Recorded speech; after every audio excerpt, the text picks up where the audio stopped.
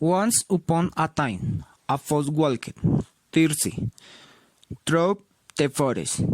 As he did so, he saw on the top of a tree branch a bunch of grapes, which he wanted instantly as he served to refresh himself and quench his thirst.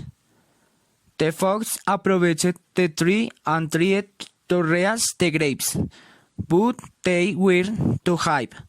After trying again and again without success, the fox finally gave up and walked away, saying that a bear had seen the whole process.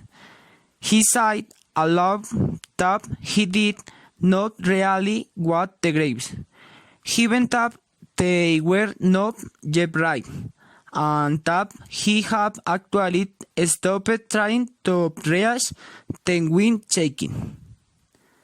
The story teaches us that we often try to convince ourselves not to want sometimes, and we even despise sometimes because we find it difficult to achieve it.